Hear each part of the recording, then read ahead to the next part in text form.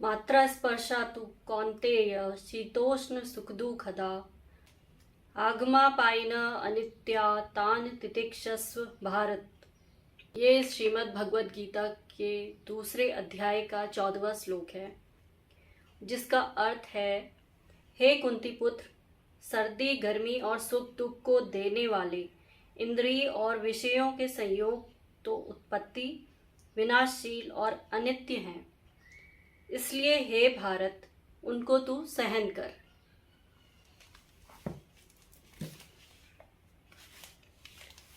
नमस्ते, मेरा नाम है कर्णिका विवेक वर्मा। मैं एक हीलर हूँ और मैं आपके इनर चाइल्ड को हील करना सिखाती हूँ। स्वागत है आपका फिर से हमारे चैनल आत्मा की शुद्धि में। इस वीडियो को लास्ट तक देखिए। वीडियो पसंद आए तो लाइक कीजिए, कमेंट कीजिए और चैनल को सब्सक्राइब कीजिए और अपने फ्रेंड्स के साथ वीडियो को ज़रूर शेयर कीजिए। तो मैं ये श्लोक आज आपको क्यों सुना रही थी? इसमें श्री कृष्ण अर्जुन को बता रहे हैं कि ये सर्दी गर्मी सुख दुख सारी चीज़ें तो आती जाती रहती हैं, पर इनको तुम्हें सहन करना सीखना होगा। वो कैसे करना होगा? अपनी इंद्रियों पे संयम रख के। तो आज हम इसी पे बात करेंगे कि अपनी इंद्रियों पे हम संयम कैसे रखेंगे। मैं इनर चाइल्ड की बात करती हूँ, तो आज मैं एग्जाम्पल भी आपको बच्चों का ही दूंगी। तो जब बच्चा छोटा होता है, जब बच्चा खाना स्टार्ट करता है, हाँ मैं खाने का ही एग्जाम्पल देती हूँ क्योंकि ये एग्जाम्पल मुझे बहुत बढ़िया लगता है खाने का, क्योंकि सारे लोग हम पेट के लिए ही सब कुछ कर रहे हैं, पापी पेट का सवाल है। तो खाने का एग्जाम्पल देके सबको बहुत अच्छी तरीके से समझ भी आ जाता है।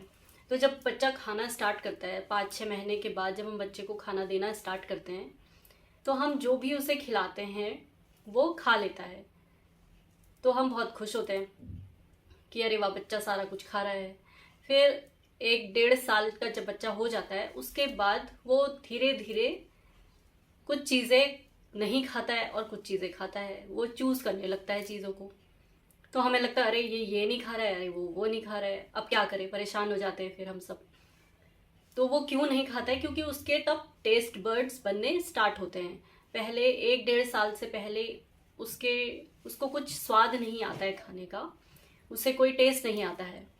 और फिर 1-1.5 साल के बाद उसकी जीभ में वो स्वाद बनने लगता है, तो वो चीज़ों को सेलेक्ट करने लगता है कि मैं ये खाऊं या वो खाऊं।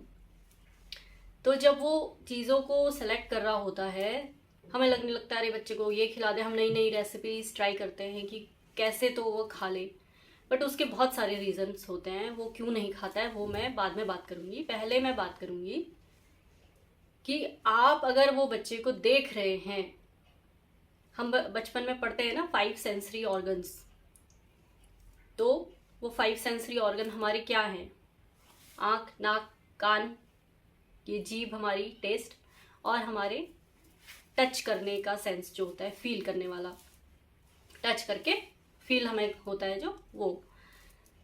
तो बच्चे का जब वो सेंसरी ऑर्गन टेस्ट वाला जब बन रहा होता है, तो हमें क्या करना है? हमें उसको उसके अकॉर्डिंग चूज करने देना है। हमें जो हमारी सेंसरी ऑर्गन, जो हमारी इंद्रिय है, उसको कैसे संयम में रखना है कि हम ये देखते रहें कि बच्चा जो खा रहा है, जब उसका वो इंद्रिय जो है उसकी वो बन रही है टेस्ट वाली, स्वाद वाली, तो हमें जो हमारी इंद्रिय है, हमारी आँख जो हमारी इंद्रिय है, उस पर हमें कंट्रोल करना है। अब हम उस पर कैसे कंट्रोल करेंगे? तो जब हम देख रहे हैं इस आँख से, तो इस आँख से देखने के बाद वो इमेज कहाँ बन रही है? हमारे दिमाग में। और वो दिमाग से फिर इमेज से कुछ प्रोसेसिंग होके वो उससे फीलिंग बन रही है, और वो फीलिंग हमारे दिल तक जा रही है।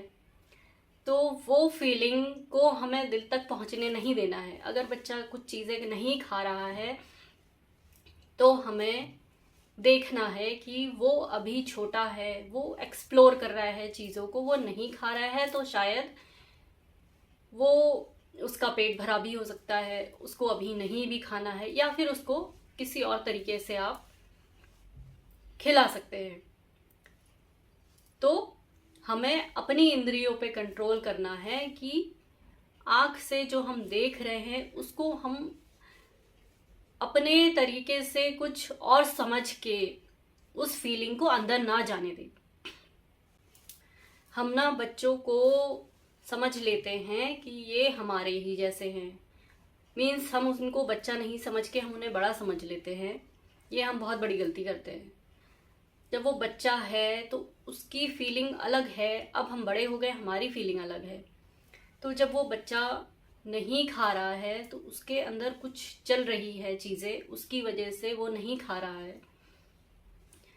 आपको बस देखना है वो क्या कर रहा है और क्या नहीं कर रहा है, उसकी चीज़ों को ऑब्जर्व कीजिए आप। अब वो नहीं खा रहा है कोई चीज़ तो छोड़ दीजिए, वो क्या खाना चाहता है उसे ऑप्शन दे दीजिए। वो अपने सेंसरी ऑर्गन्स को के साथ एक्सपेरिमेंट करेगा, उसे जो अच्छा लगेगा वो खा लेगा। अब एक और एग्जांपल मैं देती हूँ, खाने का तो हो गया। नेक्स्ट, जब आपका बच्चा धीरे धीरे बढ़ रहा है, आप 2-3 साल का हो गया, अब आप उसको कुछ लिखने के लिए दे देते हैं, पेंसिल या क्रेयॉन कलर करने के लिए। तो बच्चा क्या करता है, वो किसी कॉपी में या नोटबुक में करने के बजाय वो दीवार में लिखना शुरू करेगा। तो आपको क्या करना है, वो दीवार में जब लिख रहा है तो वो एक्सपेरिमेंट कर रहा है अपने सेंसरी ऑर्गन्स के साथ कि वो उसको कैसे अपने अंदर के इमोशन, अपनी अंदर की क्रिएटिविटी बाहर निकाले। तो वो जब लिख रहा है तो आप अपने इस सेंसरी ऑर्गन को कंट्रोल कीजिए, उसे लिखने दीजिए, उसके ये सेंसरी ऑर्गन एक्टिवेट होने दीजिए। ये जो फिंगर चलाने का है, फिर देन ब्रेन से कांटेक्ट का है, ये उसके सेंसरी ऑर्गन को एक्टिवेट होने दीजिए। अगर आप दीवार पे नहीं लिखवाना चाहते हैं तो उसको ट्राई कीजिए कि बार बार जब भी वो दीवार पे लिखे उसके सामने ड्राइंग बुक रख दें, वो उसमें कलर करे। या फिर आप उसके साथ बैठ के डेली ड्राइंग बुक ला के रखें और वो उसी में कलर करे। आप ऐसा ट्राई कीजिए। बट आपके सामने अगर वो कलर कर भी रहा है कलर बुक में, बट आप नहीं हैं, फिर वो दीवार पे लिखना चालू कर रहा है, तो उसे छोड़ दीजिए, आप उसे करने दीजिए। आप कैसे करेंगे अब ये सब? आप नहीं कर पाएंगे, क्योंकि आपको लगेगा कि मेरी तो दीवार गंदी हो जाएगी, मेरा घर गंदा हो जाएगा। तो हमें एक्सेप्ट करना हमें सीखना पड़ेगा कि जो हो रहा है उसे होने दें। अगर आप अपने बच्चे को वहीं पे स्टॉप कर देंगे वो काम करना, तो उसकी क्रिएटिविटी शायद बाहर नहीं आ पाएगी। वो एक अच्छा आर्टिस्ट बनने वाला होगा तो आप उसको वहीं रोक देंगे, वो नहीं बन पाएगा अच्छा आर्टिस्ट। अगर वो अच्छा आर्टिस्ट नहीं बन पाया तो उसका जो बचपन का सपना या बचपन में उसकी चाहत थी कि आर्टिस्ट बनना है, उसे कुछ करना है, कलरिंग करनी है या कुछ भी, वो उसने एक्सप्लोर नहीं की अगर चीज़ें, तो हो सकता है उसकी कहीं अंदर दबी रह जाए। फिर 30s की एज में बड़े होने के बाद उसके अंदर से वो सारी चीज़ें बाहर आएंगी। फिर उसको अपना इनर चाइल्ड हील करना पड़ेगा। फिर वो उसी स्टेज पे पहुंच जाएगा शायद जहां आज आप हो। तो इसीलिए अपने बच्चे को वो सारी चीज़ें करने दें, एक्सप्लोर करने दें। उसके सेंसरी ऑर्गन्स जो हैं उनको एक्टिवेट होने दीजिए। वो जो जो चीज़ें कर सकता है उसके करने दीजिए। हाँ, बच्चे को अगर किसी चीज़ से हार्म पहुंच रहा है तो आप वहाँ पे रोक सकते हैं, पर बच्चे को अगर किसी चीज़ से हार्म नहीं पहुंच रहा है, नुकसान नहीं हो रहा है, तो आप उसे करने दीजिए। अब तीसरा सेंसरी ऑर्गन क्या है? कान। बच्चे का ये सेंसरी ऑर्गन कैसे एक्टिवेट होगा? तो बच्चा उसने बोलना नहीं सीखा है तो आप उससे बातें कीजिए, उससे बोलते रहिए। वो आप उससे बोलते रहेंगे, बातें जितनी ज़्यादा उससे करेंगे तो उसको समझ आएगी चीज़ें कि ये मुझसे बातें कर रहे हैं। तो मीन्स ये वाला जो सेंसरी ऑर्गन है इसे भी हमें चलाना होता है। ये माउथ जो है, ये जो दिया हुआ है, इससे भी चलाना होता है, उससे ये समझ आएगा। और जब वो बोलने वाला हो जाएगा तो आप अपने इस माउथ को, इस वाले ऑर्गन को आप बंद कीजिए और उसको वो फिर चलाने दीजिए। उसका जब वो एक्टिवेट होगा, वो टंग उसकी ऊपर नीचे होगी, उसकी टंग चलेगी, घूमेगी मुंह के अंदर, वो कुछ ना कुछ बोलना चाहेगा, तो उसको सुनिए। जब आप अच्छे लिसनर बनेंगे तो आपके बच्चे का ये वाला सेंसरी ऑर्गन एक्टिवेट होगा और वो भी अच्छा लिसनर बनेगा। अच्छा लिसनर जो होता है वही अच्छी बातें कर सकता है, ये ध्यान रखिए। तो सबसे पहले अच्छा लिसनर बनना बहुत ज़रूरी है। जो अच्छा सुनेगा, जो सुन पाएगा, वही चीज़ों पे ध्यान देगा, वही चीज़ों को ऑब्जर्व कर पाएगा और वही बड़ा होकर फिर अच्छा स्पीकर बन पाएगा। इसीलिए बच्चा जो बचपन में एक्सप्लोर कर रहा है उसे करने दीजिए, उसे रोकिए मत। तो यही श्री कृष्ण बोल रहे हैं कि आप अपनी इंद्रियों पे कंट्रोल कीजिए। सर्दी, गर्मी, सुख, दुख सब कुछ आता है जाता है, तो हमें भी उस फेज को कैसे सहन करना है, उस फेज में हमें कैसे रिएक्ट ना करके उस फेज को कैसे सहन करके आगे बढ़ना है, ये हमें सीखना होगा। अब ये कंट्रोल करना हमें कैसे आएगा? धैर्य रख के। जब बच्चा कुछ कर रहा है, हम उसे देख रहे हैं करते हुए, वो चीज़ें शायद हमारी नज़रों में गलत हो सकती हैं, बट बच्चे की नज़र में वो चीज़ें गलत नहीं है। बच्चे को सही गलत का कुछ पता नहीं है, वो तो बस कर रहा है क्योंकि उसे वो चीज़ एक्सप्लोर करनी है, उसे जानना है, तो वो कर रहा है। अगर बच्चा आपका घर गंदा कर रहा है तो उसे करने दीजिए, फिर उसके बाद उसे सिखाइए कि इसको कैसे साफ करना है।